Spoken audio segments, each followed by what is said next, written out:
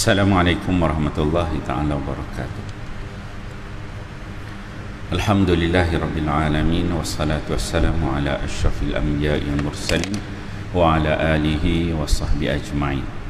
Subhanaka la ilma lana illa ma'alamtana innaka antal alimul hakim, wa la hawla wa la quwata illa billahil alil azim. Rabbi ishrah li sadri wa yassiril amri wahlul 'uqdatam min lisani yafqahu qawli. Allahumma 'allimni ma jahiltu wa zakkirni ma nusitu, amma ba'd. Yang dikasihi tuan-tuan imam, tuan-tuan Bilal, tuan-tuan Siap, nazir masjid, ahli jawatan kuasa masjid, para asatizah, para alim ulama, tuan-tuan guru, hadirin hadirat muslimin muslimat yang dikasihi Allah sekalian. Alhamdulillah, syukur kita pada Allah Subhanahu wa taala dengan limpah kurnia waktu yang Allah berikan kepada kita, dapat kita sama-sama hadir ke masjid ini untuk solat maghrib berjemaah. Seterusnya Allah memberikan sedikit kelapangan waktu untuk kita sama-sama duduk lepas maghrib mendengar kuliah tazkirah maghrib pada malam ini. Moga-moga ia menjadi amal-amal saleh kita yang memberatkan timbangan kita ketika mana kita dihisab oleh Allah Subhanahu wa taala di hari akhirat kelak nanti, insya-Allah. Amin. Muslimin muslimat hadirin hadirat yang dikasihi sekalian, insya-Allah pada malam ini kita akan sambung pengajian kitab. Saya menggunakan sebuah karya Imam Al-Ghazali yang diberi tajuk Di Balik Tabir Kematian, yang mana kitab ini dia membicarakan tentang sakaratul maut, seksa kubur, huru-hara kiamat, padang mahsyar, surga, neraka serta luasnya rahmat Allah Subhanahu wa taala. Kitab ini yang diberi tajuk Di Balik Tabir Kematian ini merupakan tajuk yang terakhir dari karya agung Imam Al-Ghazali, iaitu Ihya Ulumuddin. Kitab Ihya itu berjilid-jilid panjang. Jadi tajuk yang terakhir yang diletakkan oleh Imam Al-Ghazali adalah zikrul maut wa ma ba'dahu. Asalnya dalam bahasa Arab, zikrul maut wa ma ba'dahu, mengingati mati dan apa yang akan berlaku selepas kematian. Maka dikeluarkan, dijadikan satu kitab, diletakkan dengan tajuk Di Balik Tabir Kematian. Dan kuliah kita yang terakhir mengikut rekod dalam kitab saya ini ialah pada muka surat 41, iaitu pada bulan lepas, 16 hari bulan 8 yang lalu, bulan lepas lah kita berada pada muka surat 41. Kita masih berada pada bab yang kedua. Bab yang pertama, Imam Al-Ghazali dia bawakan tajuk tentang apa itu kematian dan dorongan untuk selalu mengingatinya. Imam Ghazali bagikan manusia ni kepada beberapa tingkat, kepada 4 tingkat. Tingkat pertama, kedua, ketiga jenis manusia, dan keutamaan mengingat kematian dalam semua keadaan, dan bagaimana nak menjadikan hati kita ini selalu ingat kepada kematian. Itu dalam bab yang pertama. Kemudian bab yang kedua, Imam Ghazali dia membicarakan tentang keutamaan sedikit angan-angan. Kenapa perlunya sedikit angan-angan? Kerana manusia yang hidup di bumi ini dia memang terikat dengan dunia. Dan apabila kita nak mengingati kematian, apa yang menyebabkan kita tak ingat mati adalah disebabkan kita banyak angan-angan dengan dunia. Maka Imam Ghazali letakkan bab yang kedua, keutamaan sedikit angan-angan. Perlunya angan-angan tu dikurangkan. Dan dia letakkan tajuk itu, jangan tenggelam dalam angan-angan. Kemudian Imam Ghazali bawakan ada faktor-faktor yang menyebabkan manusia ni banyak angan-angan. Apa dia faktor dia? Imam Ghazali letakkan 2 di situ. Satu disebutkan cintakan dunia, dan yang kedua dikatakan kebodohan, menjadi bodoh, tak cerdik, tak faham tentang kehidupan manusia. Kemudian Imam Ghazali dia bahaskan tentang manusia ni dalam berbicara tentang angan-angan ni ada 8 tingkat manusia. Ada 8 tingkat manusia. Ada manusia yang kalau boleh dia tak nak mati terus, nak hidup terus menerus 1000 tahun. Ada yang nak hidup setahun, ada nak hidup semusim, ada yang nak hidup sebulan, ada nak hidup sehari. Ada 8 tingkat manusia. Dan tingkat yang ke-8 tu merupakan manusia yang dah melihat bahawa kematian itu betul-betul berada di depan mata dia. Itu kuliah kita yang kita bahaskan pada yang lepas. Dan seterusnya tajuk yang kita bahaskan, kita masih berbicara tentang Imam Ghazali letakkan tajuk segera beramal kebajikan dan peringatan bagi yang menunda-nundanya. Jadi bila kita bahaskan tentang angan-angan ini, satu, angan-angan, apakah dia itu angan-angan, kemudian apakah faktor yang menyebabkan manusia ini banyak angan-angan, kemudian Imam Ghazali dibawakan bagaimana cara mengatasi angan-angan itu. Maka kita perlu segera beramal kebajikan, yang pertama. Dan yang kedua, peringatan bagi yang menunda-nunda untuk buat amal-amal kebajikan. Okey, kita telah bahaskan ada beberapa kisah sebelum ni. Ada kisah pertama, kedua dan ketiga yang dibahaskan pada kuliah yang lalu. Terus muka surat 41 tu disebutkan Rasulullah sallallahu alaihi wasallam bersabda. Sabda Nabi sallallahu alaihi wasallam, hadis riwayat Tirmizi. Nabi sallallahu alaihi wasallam menyebutkan, barang siapa merasa takut maka dia harus berangkat lebih awal, meningkatkan ketaatannya. Dan barang siapa berangkat lebih awal, nescaya dia akan lebih cepat sampai di tempat tujuannya. Ketahuilah bahawa barang perniagaan Allah itu mahal, dia kata. Ketahuilah sesungguhnya barang perniagaan Allah itu adalah syurga. Dalam satu hadis Nabi disebutkan sini, riwayat At-Tirmizi. Riwayat Tirmizi, hadis daripada Abu Hurairah radhiyallahu anhu, dan dinilai hadis ini dikatakan sebagai satu hadis yang hasan, dia punya martabat dia. Nabi sallallahu alaihi wasallam menyebutkan bahawa barang siapa yang merasa takut, maka dia harus berangkat lebih awal. Maksudnya kita ni sebagai manusia, kalau kita ni ada rasa takut tentang kematian, kita rasa takut kita dihisap oleh Allah Subhanahu Wa Taala, yang akhirnya kita dicampakkan ke dalam neraka. Kita takut bila dihisap, dosa kita lagi banyak daripada pahala. Semua orang akan merasakan perasaan yang sama. Saya, tuan-tuan lah, kita semua sama. Kita hidup ni bila fikir balik, banyak dosa pun ni, kan? Jadi kita merasakan risau untuk bertemu dengan kematian. Itulah manusia secara umumnya begitu.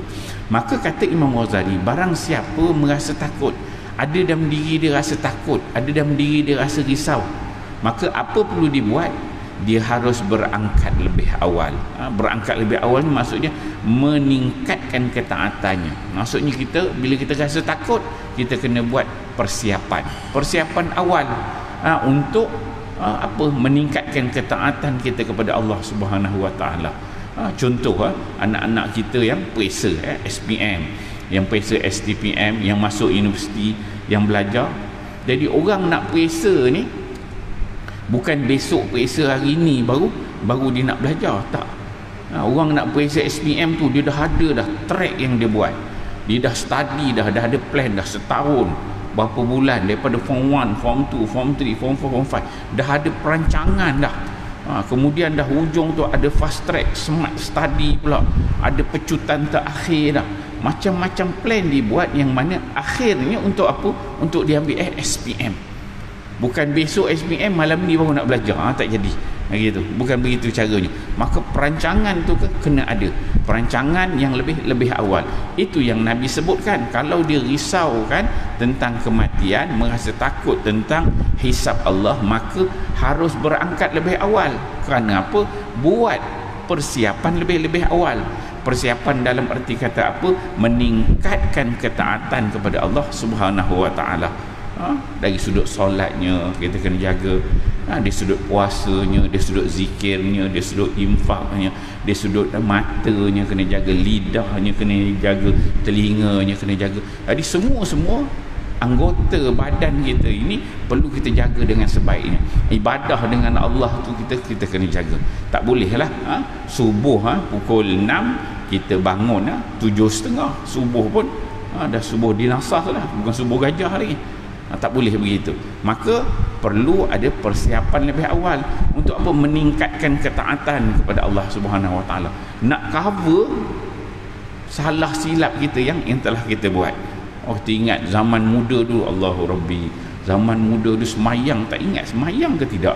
Rasa nak semayang, rasa tak nak kan. Hari Jumaat tu pun lari-lari kan, tak semayang, macam-macam alasan. Orang pergi semayang Jumaat, dia pergi sungai lah, pergi pasar raya lah kan. Rehat tengah hari kerja, kalau kerja pejabat, rehat tengah hari orang keluar pergi solat zuhur, kemudian makan. Dia tak solat zuhur, dia keluar mana melencong, ke mana pergi dia. Sebab apa? Zaman muda. Jadi bila dah berumur ni, dah boleh fikir, datang kuliah-kuliah agama, teringat, aku dulu zaman muda memang lok-lok betul kan. Teringat balik. Maka Nabi SAW sebut, ada rasa takut, kita kena buat persiapan awal, meningkatkan ketaatan kepada Allah. Dulu salah silap tu kita kena buat solat wajib yang perlu cover dengan solat sunat, solat qabliyahnya, ba'diyahnya, solat duhanya. Puasa, kalau dulu tak puasa ke tak ingat berapa banyak hari yang tinggal, cover balik. Niat qada Isnin Khamis jangan tinggal, puasa hari-hari putih jangan tinggal, buat amal. Nampak tabung-tabung depan masjid tu, ada duit sikit setakat memang mampu, infak sikit kan. Pastikan amal-amal baik itu semua kita buat. Itu yang disebutkan oleh Nabi. Maka dia harus berangkat lebih awal, meningkatkan ketaatannya. Okey, itu yang pertama. Kemudian kata Nabi SAW, dan barang siapa berangkat lebih awal, barang siapa yang buat persiapan awal, kata Nabi, niscaya dia akan lebih cepat sampai di tempat itu tujuannya. Barang siapa yang dah siap, dia siapkan bekal, dia siapkan segala-galanya yang terbaik, maka kata Nabi SAW, dia ni akan lebih cepat sampai di tempat tu tujuan dia.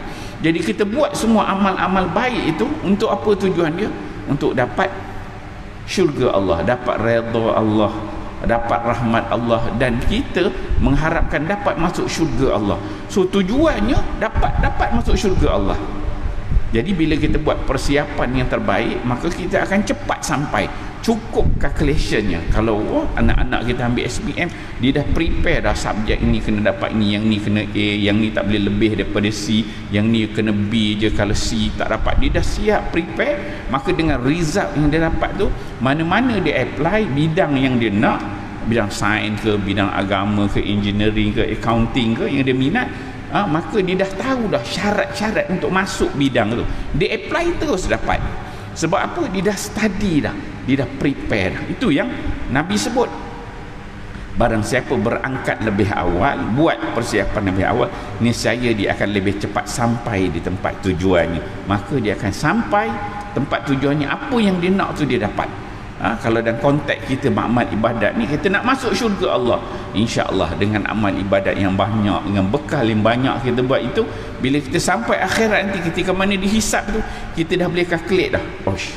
Ni rasa kira-kira ikut perkiraan kita, insya-Allah dosa tu bukan tak buat, ada dosa-dosa, tapi rasa benda baik tu banyak kita buat kan. Ada perasaan begitu dalam diri kan. Itu yang Nabi suruh buat preparation awal, dan dapat sampai di tempat tu tujuan, dapat masuk syurga tu lebih awal. Kalau orang lain kena hisap masuk neraka mungkin ribu-ribu tahun, mungkin kita kena hisap ringan aja, bukan hisap yang berat gitu. Kemudian kata Nabi SAW, dia kata, ketahuilah bahawa barang perniagaan Allah itu mahal. Kita bisnes dengan Allah ini benda-benda mahal. Hal adullukum ala tijaratin tunjikum min azabin alim tu'minuna billahi wa rasulihi wa tujahiduna fi sabilillah. Kita ni berniaga dengan Allah, bisnes dengan Allah. Kita dengan Allah Ta'ala ni, dari Quran tuan-tuan tengok, ada beberapa tempat yang Allah ajak kita ni sebagai hamba dia, bisnes dengan dia, partner bisnes dengan Allah. Sepatutnya tak layaklah kita ni partner bisnes dengan Allah, tapi Allah ajak kita untuk partner bisnes, supaya satu tadi sifat hamba kita sebagai hamba ada waktu dan ketikanya Allah ajak kita ni bisnes dengan Allah, supaya untung tu kita boleh nampak. Tak ada sifat kehambaan ni hamba, tapi bila kita bisnes dengan Allah, kita akan nampak lebih besar nikmat. Hal adullukum ala tijaratin tunjikum min azabin alim.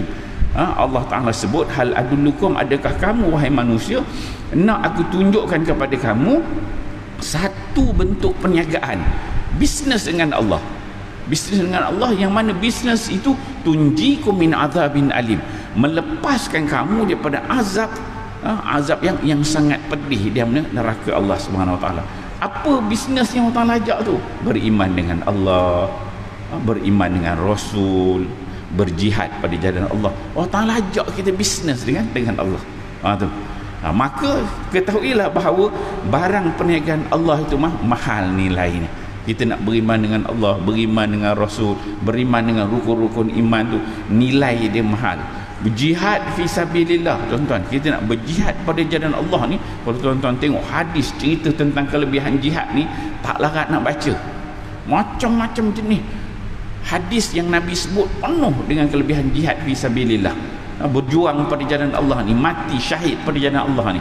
Cuma nilainya tu mahal. Apa yang perlu kita bayar? Bayarnya adalah nyawa. Bayarannya nyawa. Turun pada jalan Allah tu memang mati, kan? Berjihad pada Allah, sama ada mati atau balik kita bawa ke kemenangan, bawa dapat harta rampasan perang. Nilainya mahal sebab nyawa yang perlu dibayar, dia kata. Kemudian kata Nabi SAW, ketahuilah sesungguhnya barang perniagaan Allah itu adalah syurga. So kita bisnes dengan Allah itu, berniaga dengan Allah untuk dapat apa? Untuk dapat syurga Allah Subhanahu Wa Taala. Yang mana syurga itu dia mahal ni nilainya, bukan mudah-mudah. Tuan-tuan lah, kita nak berjaya dalam hidup ni, kita kena ada perjuangan, kita perlu ada pengorbanan, berkorban baru boleh kita berjaya. Tak ada orang duduk-duduk je dia boleh berjaya, tak. Sunnatullahnya bukan begitu. Sunnah Allahnya, sunnatullah Allah Ta'ala buat dekat dunia ni memang perlu susah baru boleh berjaya. Start daripada Nabi Allah Adam alaihi salam sampai kepada Nabi Muhammad, sampai ke zaman kita, sampai akhir zaman dekat kiamat nanti, sunnatullah tu tak berubah. Kalau kita fikir logik, apa perlu Allah Ta'ala bila Allah Ta'ala ciptakan Adam? Perlu apa kena ada syaitan? Bila adanya Nabi Musa, perlu apa adanya Firaun? Bila ada Nabi Muhammad, kenapa perlu ada Abu Jahal? Kenapa ada perlu Abu Lahab? Tak payah buat tu kan senang. Bila Allah ciptakan kita ni manusia, kenapa Allah Ta'ala tak ciptakan kita ada hawa nafsu, ada syaitan, ada qarin yang mengganggu kita? Kenapa begitu? Tak, itu sunnatullahnya begitu. Bila Allah Ta'ala uji begitu. Dalam sunnatullah begitu. Sunnah dalam kehidupan manusia pun begitu. Tuan-tuan, contohnya nak jadi seorang doktor perubatan, bolehkah duduk relax je sembang tiap-tiap hari main game? Anak kita tiap-tiap hari main game, tanya cita-cita nak jadi apa? Nak jadi doktor kata. Tapi kejap-kejap main game, belajar tak belajar? Takkan mungkin dia boleh jadi seorang doktor perubatan. Dia boleh jadi gamer, boleh lah, kan? Jadi influencer boleh lah. Tapi nak jadi doktor perubatan, dia kena belajar semuanya, siap subjeknya semua dengan susah, kena masuk examnya, diuji, lalu semua kesusahan itu dapat lulus, alhamdulillah, baru dapat segulung ijazah yang melayakkan dia mengamalkan untuk jadi seorang pengamal perubatan.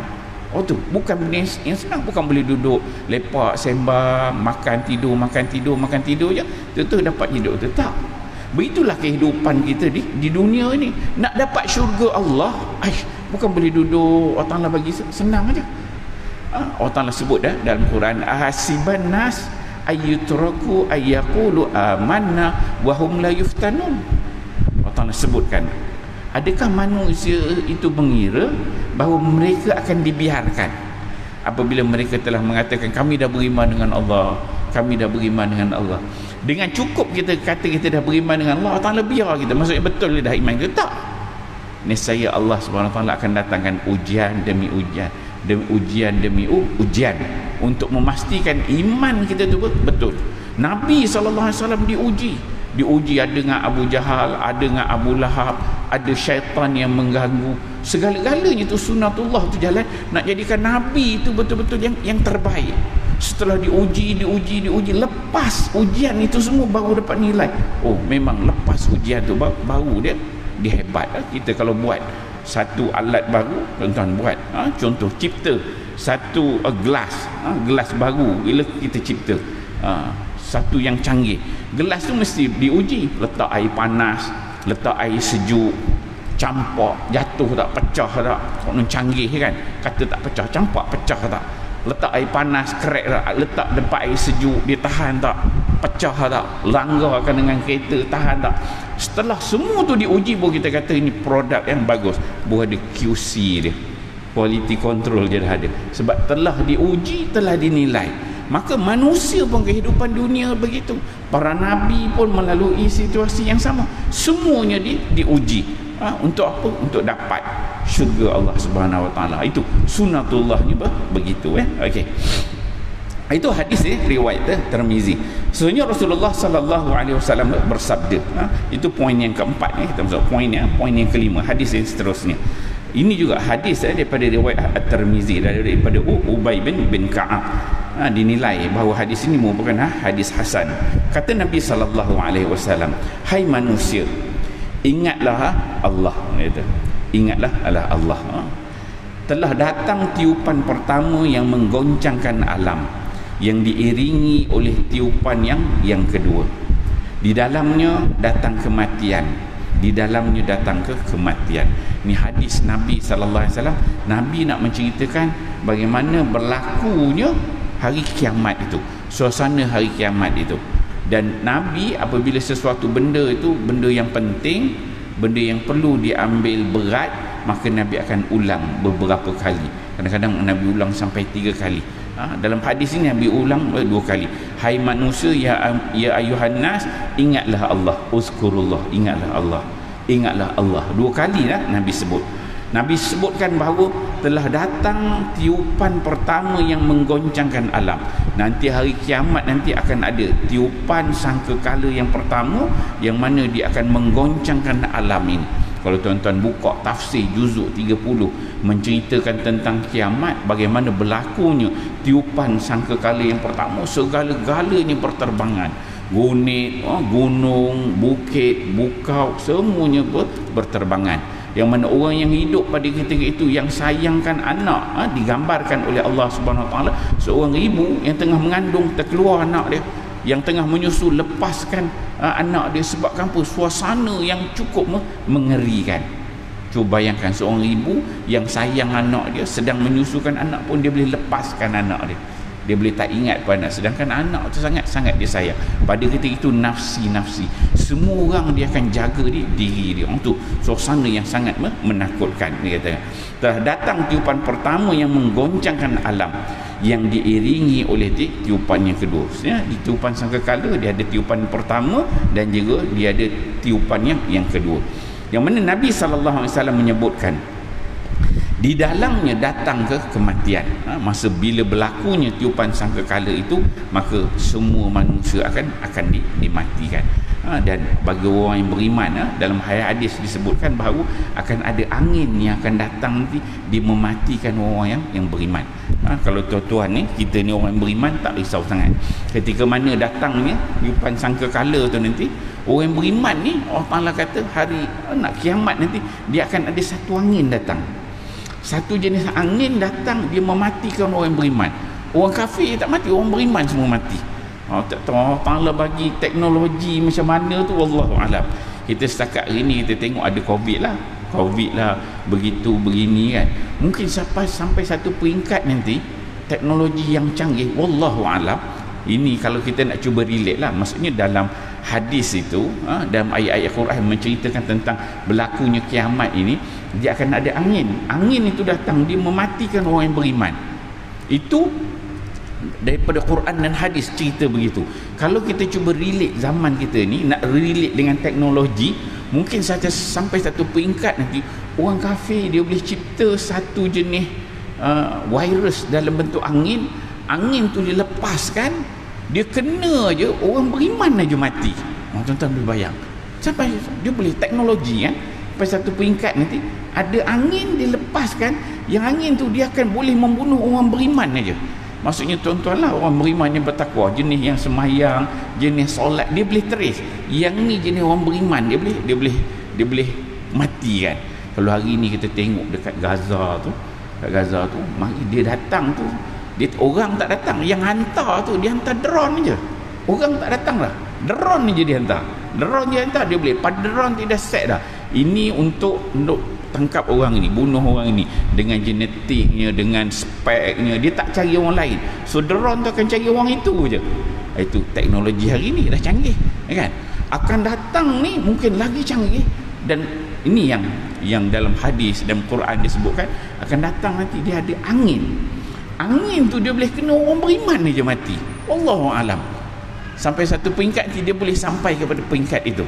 Bagi kita orang yang beriman ni, kita dah dengar baca hadis Nabi, kita baca Al-Quran, kita dengar dan Quran dan hadis dah sebut. Maka pada ketika itu kita akan, orang beriman dia akan redha. Dia kata memang benda tu Nabi dah sebut, Quran dah sebut, kita tunggu je. Bagi orang beriman dia akan terima. Datang angin tu, orang yang beriman dia akan mati. Orang kafir elok hidup. Macam mana dia boleh terus? Mungkin disebabkan air semayangnya, dia semayangnya dengan ibadatnya, kan? Dia boleh bezakan antara orang beriman dengan orang kafir. Sampai teknologi begitu. Wallahu alam. Satu hari nanti. Maka pada ketika itu baru orang beriman tu mati. Yang tak beriman, maka dia akan melalui, dia akan tengok goncangnya sangkakala yang pertama, yang kedua dan seterusnya. Okey, itu seterusnya. Itu poin yang kelima yang dibawa oleh Imam Al-Ghazali. Sesungguhnya Imam Ghazali menyebutkan, jika melihat para sahabat sedang lalai atau mensia-siakan waktu, Rasulullah sallallahu alaihi wasallam berseru kepada mereka dengan suara yang cukup keras. Ni Nabi sallallahu alaihi wasallam dalam proses untuk menjadikan para sahabat ni selalu segera beramal kebajikan dan sentiasa ingat untuk buat amal-amal dan tidak menundakan amal-amal. Maka Imam Ghazali sebutkan, jika Nabi ni melihat para sahabat sedang lalai ataupun mensia-siakan waktu, maka Nabi sallallahu alaihi wasallam akan berseru kepada para sahabat dengan suara yang agak keras. Apa kata Nabi? Nabi sallallahu alaihi wasallam menyebutkan, kematian akan mendatangi kalian tanpa boleh dicegah dan dihindari.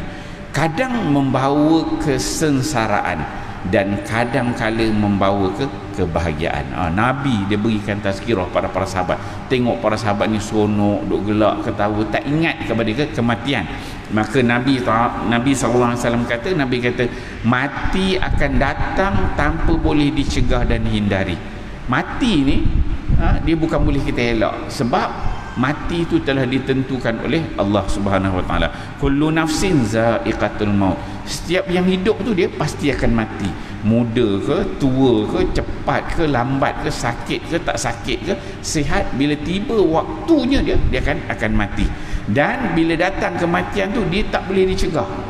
Dia tak boleh dihindari. Walau kuntum fi burujim musyayyadah. Allah Taala sebut, walaupun kamu berada di dalam buruj, bintang yang musyayyadah, yang sangat kukuh, mati tu dia akan datang. Tuan-tuan duduk dalam bintang, lagi cepatlah mati. Kalau tak ada oksigen kan, lagi cepat mati. Kemudian kata Nabi, kadang-kala membawa kesengsaraan. Mati ini dia boleh bawa kita pada kesengsaraan bila mana kita tak buat persiapan untuk menghadapi kematian. Dan kadang-kala membawa kebahagiaan.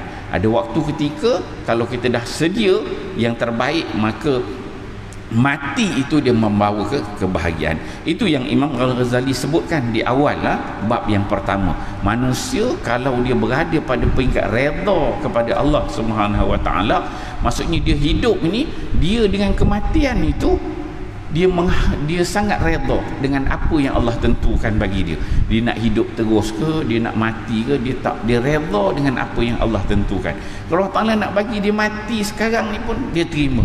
Kalau Allah Taala nak bagi dia mati minggu depan pun dia terima. Nak bagi mati dia tahun depan pun dia terima.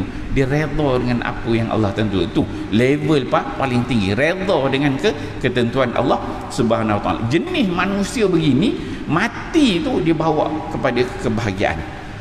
Mati itu dia membahagiakan dia, sebab dia dah lama dah tunggu mati.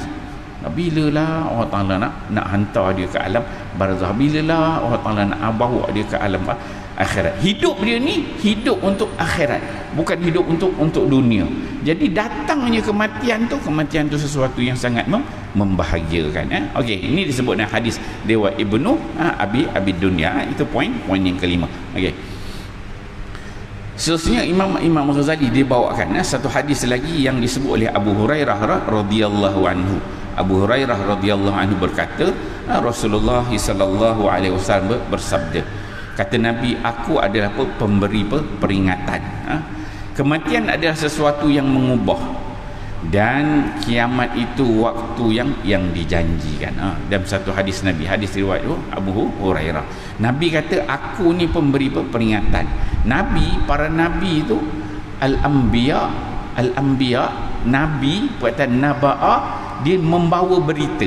Nabi itu an-naba'ul azim. Nabi itu dia pembawa berita. Dan Nabi ni membawa peringatan, bawa berita, dia ada dua, nadhira wa bashira, berikan peringatan yang menakutkan dan juga membawa berita yang menggembirakan. Cerita tentang yang menakutkan apa dia? Ceritakan tentang akhirat, ceritakan tentang neraka, ceritakan tentang azab. Itu tugas Nabi SAW. Itu yang nadhira. Kemudian ada juga satu lagi basyirah, bagi orang yang beriman, orang yang bertakwa, yang ikut perintah Allah, diberikan berita juga. Berita apa? Berita yang menggembirakan. Syurga, nikmat-nikmat syurga. Kenapa perlu taat, kenapa perlu bertakwa kepada Allah, kenapa perlu buat amal-amal yang saleh. Ini semua tugas Nabi SAW. Maka kata Nabi, aku adalah pemberi peringatan, kata. Kemudian kata Nabi, kematian adalah sesuatu yang mengubah. Bila seorang itu mati, dia akan mengubah segala-galanya.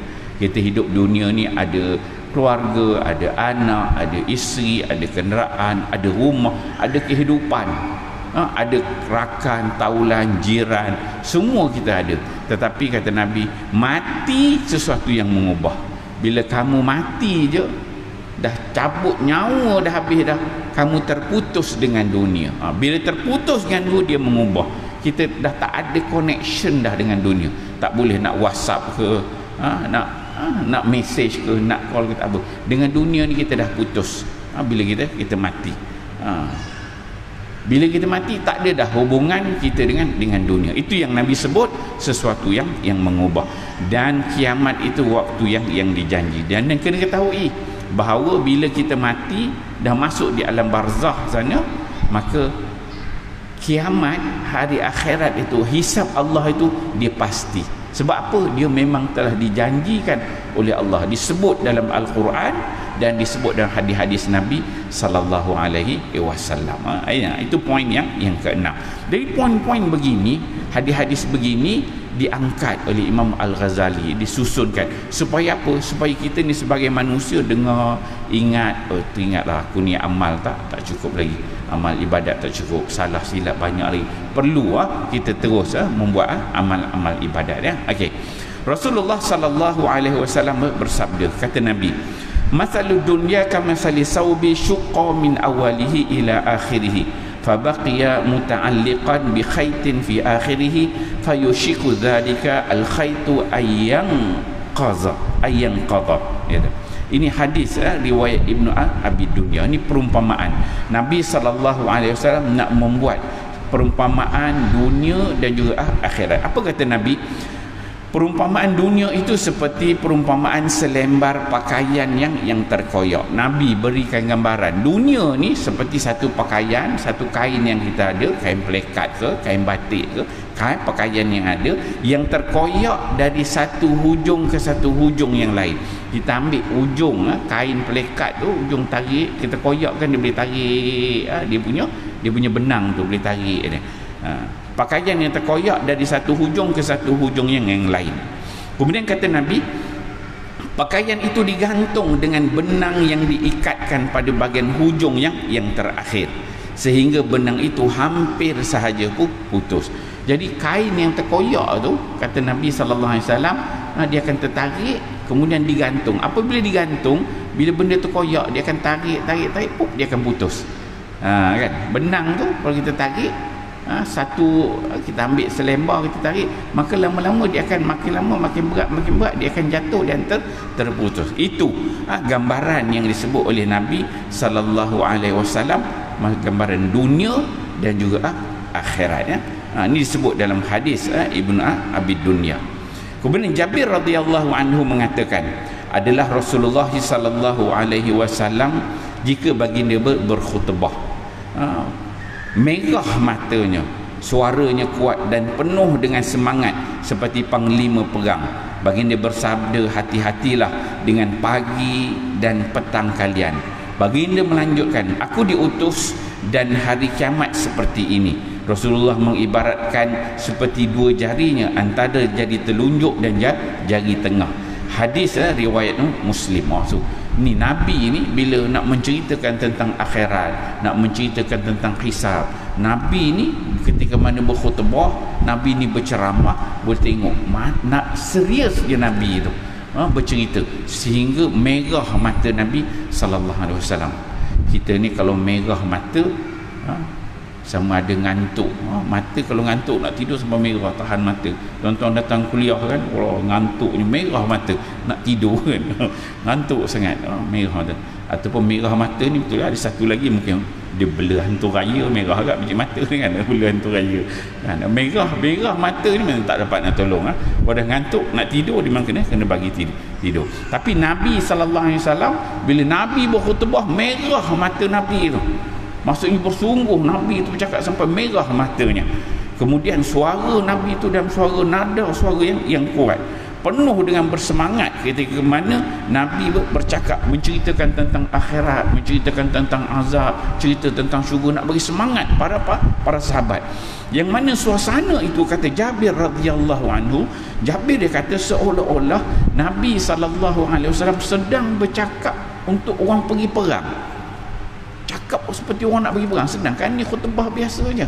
Khutbah nak cerita tentang akhirat, cerita tentang syurga, cerita tentang neraka, tapi Nabi beria-ia, bersungguh-sungguh Nabi bercakap itu. Jabir dia kata, aku rasa macam Nabi lepas ni kita nak pergi perang ni, nak pergi melawan musyrikin ni, seolah-olah begitu dia kata. Baginda bersabda, hati-hatilah, berhati-hatilah wahai manusia dengan pagi dan waktu petang. Maksud Nabi nak ingatkan waktu pagi dan waktu petang dalam kehidupan kita ini, melalui pagi dan petang. Nabi kata, aku diutus dan hari kiamat seperti ini. Nabi kata, Nabi tunjukkan, mengibaratkan dua jari antara jari telunjuk dan jari tengah, dua jari telunjuk ni dekat. Jadi sebelah je, dekat aja, kata Nabi SAW. Nabi nak ceritakan dengan hari akhirat kelak itu, dengan kematian itu terlalu dekat. Dengan kiamat tu sebelah je, bukan jauh. Maksudnya kehidupan kita, kehidupan manusia ni, kehidupan di sementara ni hanya pendek saja. Dan kita nak mati tu bila masa Allah Taala boleh ambil. Antara pagi nak sampai ke petang, petang sampai ke pagi besok. Jadi waktu tu terlalu singkat. Itu poin yang ke-8 yang diangkat oleh Imam Al-Ghazali. Okey. Seterusnya poin yang ke-9 yang diangkat ialah hadis daripada Abdullah bin Mas'ud radhiyallahu anhu berkata, Abdullah bin Mas'ud ni sahabat Nabi sallallahu alaihi wasallam, dia orang Mekah, antara orang yang dipanggil sebagai qari Quran, sebagai orang yang hebat dari sudut ilmu Al-Quran.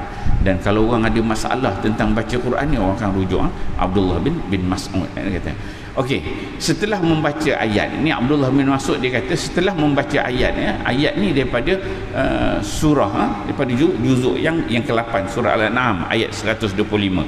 Firman Allah, "Faman yuridillah ayyahdiyahu yashrah sadrahu lil Islam." Apa Allah Ta'ala sebut? Dia kata, barang siapa yang Allah mengkehendaki akan memberi petunjuk kepadanya, nescaya dia melapangkan dadanya untuk menerima Islam. Dia kata, "Faman yuridillah ayyahdiyahu yashrah sadrahu lil Islam." Ayat ni kalau kita baca ulang-ulang, kita akan faham makna dia sangat mendalam, tuan-tuan. Dia kata, faman, kata Allah Ta'ala, sesiapa. Allah Ta'ala sebut dalam Quran, Allah nak ceritakan tentang manusia yang dapat hidayah, yang dapat petunjuk Allah, dan manusia yang jauh daripada petunjuk Allah. Allah Ta'ala nak ceritakan spek manusia tu bagaimana. Apa Allah Ta'ala kata? Faman yuridillah, maka sesiapa, kata Allah, yang Allah kehendaki, bukan manusia kehendaki. Faman, maka sesiapa, yuridillah, yang Allah kehendaki, ayyahdiyahu, yang Allah nak beri hidayah pada dia. Sesiapa di antara kita ni yang Allah nak berikan hidayah, Allah Ta'ala buat macam mana? Allah Ta'ala kata, yashrah sadrahu lil Islam. Allah Subhanahu wa taala akan jadikan dadanya lapang untuk menerima Islam itu. Ini ciri-ciri tanda orang nak dapat hidayah Allah. Bagaimana? Lapang dada. Lapang dada tu bagaimana? Tuan-tuan datang ni, tuan-tuan ni datang sembahyang maghrib, duduk dengar kuliah ni, muka-muka yang lada dia lapang lah. Datang, ada dalam hati tu pasalnya, malam ni ada kuliah maghrib, duduklah dengar kuliah Aisyah, atau azan pula Aisyah. Azan bagi orang datang.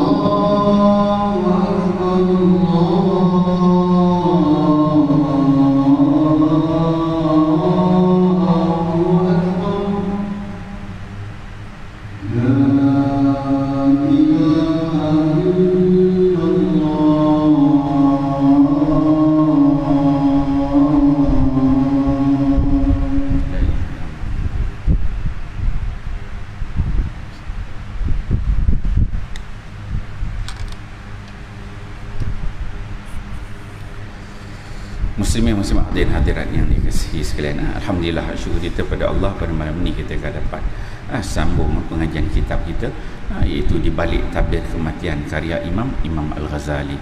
Dan pada malam ini kita membicarakan tentang tajuk yang diangkat oleh Imam Ghazali, iaitu segera beramal kebajikan dan peringatan bagi yang menunda-nundanya.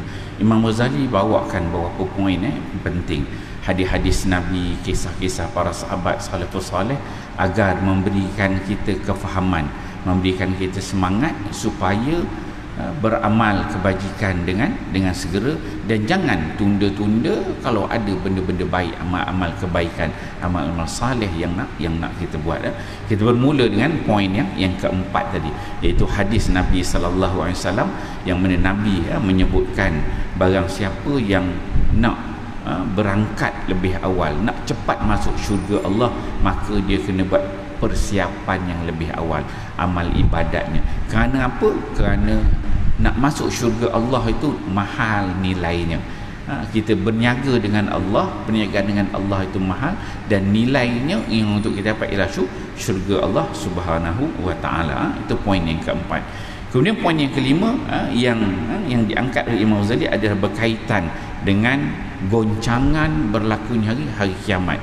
Ada tiupan sangkakala yang pertama dan tiupan sangkakala yang kedua, yang mana apabila berlakunya tiupan itu manusia akan mati.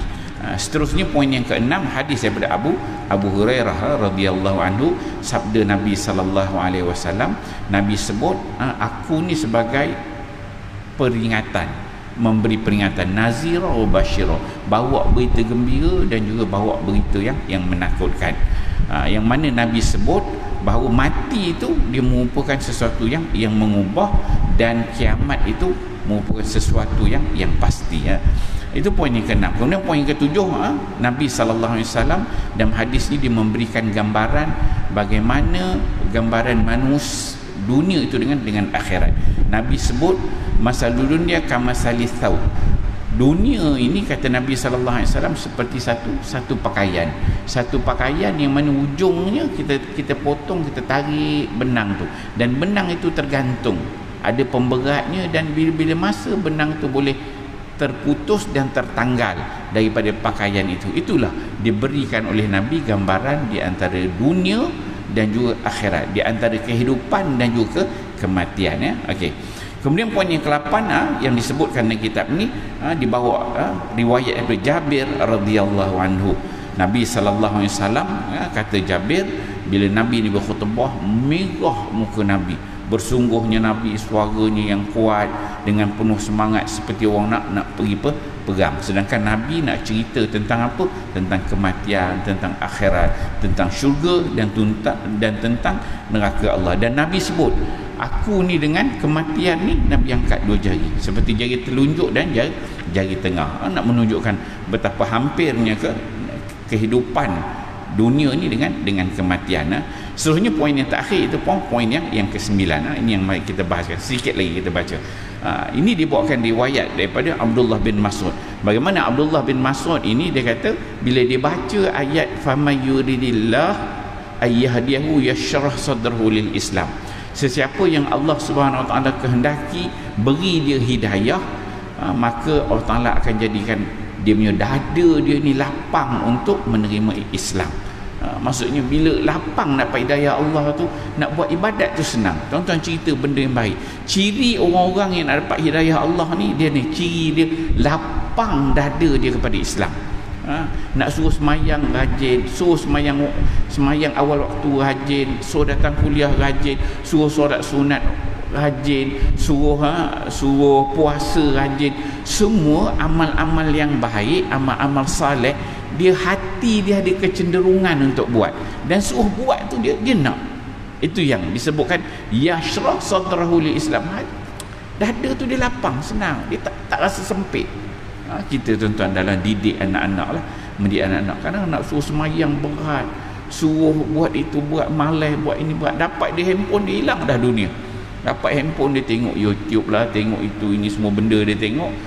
Ketika itu nak suruh ibadat dengan Allah, buat amal saleh ni berat, jauh. Tu jadi susah.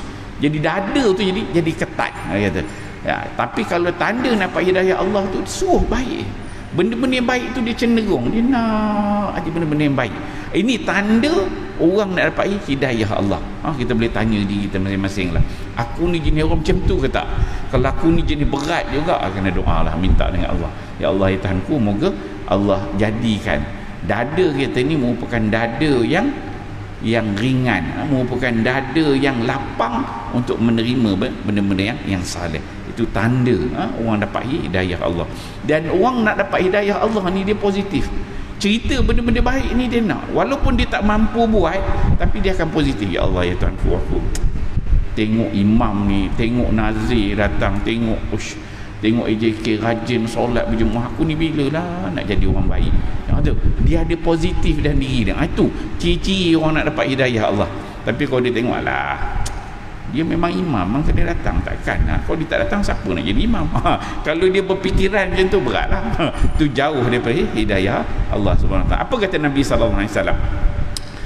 Bahawa Rasulullah sallallahu alaihi wasallam bersabda, kata Nabi, sesungguhnya jika cahaya telah masuk ke dalam hati, maka hati akan menjadi lapang dan luas. Bila cahaya Allah tu masuk dalam hati, maka hati akan menjadi lapang dan luas.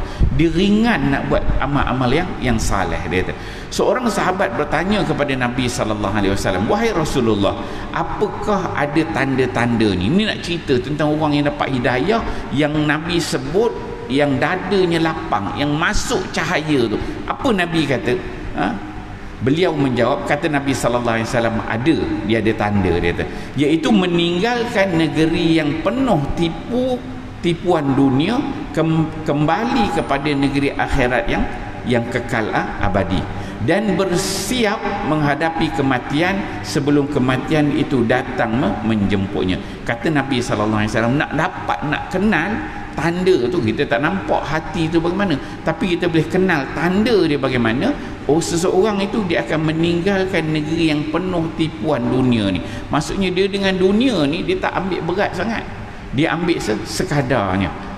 Dia tak menjadikan dunia ini keutamaan.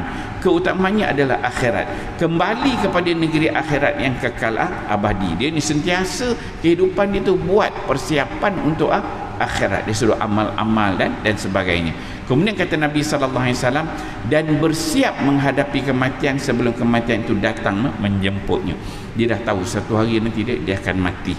Maka sebelum mati itu datang, maka dia dah buat persiapan, preparation yang sepatutnya, supaya apabila mati itu nanti datang kepada dia boleh kata, ya Allah, ya Tuhanku, ini waktu nak mati tu, kita dah sampai kerongkong dah, nyawa tu nak keluar habis dah, dia dah mati, dia berkata, ya Allah, ya Tuhanku, kau bagi aku hidup, ya Allah, umur 50, 60, 70, 80 tahun, ya Allah, aku dah cuba buat yang terbaik, ya Allah. Ni sudut amal-amal aku dah buat itu, ya Allah, yang ni aku dah buat, ya Allah, ya Tuhanku, kau redakanlah segala amal-amal yang aku buat ini, jadikanlah dia amal-amal saleh dan menjadi bekal aku untuk bertemu dengan engkau di alam akhirat nanti. Boleh nyawa tu nak keluar dalam hati tu, dia kata, ya Allah, ya Tuhanku, aku dah cuba buat yang terbaik, ya Allah, dengan umur yang kau berikan. Tu boleh dah mati tu, yang dikatakan radhiyallahu anhum wa radu'an. Radhiyallahu anhum yang menyebabkan Allah redha kepada mereka, wa radu'an, kita pun seronok nak bertemu dengan Allah Subhanahu wa taala. Itu poin yang ke-9. Kita berhenti kat situ. InsyaAllah kuliah akan datang kita tengok ada berapa poin lagi yang diangkat oleh Imam Al-Ghazali, insyaAllah. Auzubillahi minasyaitonir rajim. Bismillahirrahmanirrahim.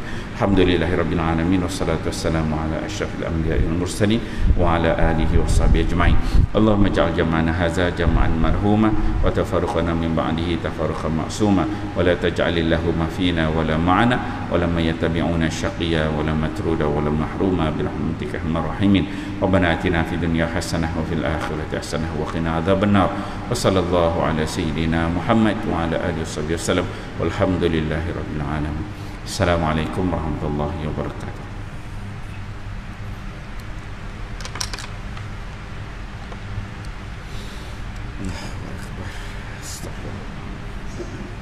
Allahu akbar, Allahu akbar. Asyhadu an la ilaha illallah, asyhadu anna Muhammadar Rasulullah. Hayya 'alas salat, hayya 'alal falah. Qad qamatis salat, qad qamatis salat. Allahu akbar, Allahu akbar. La ilaha illallah.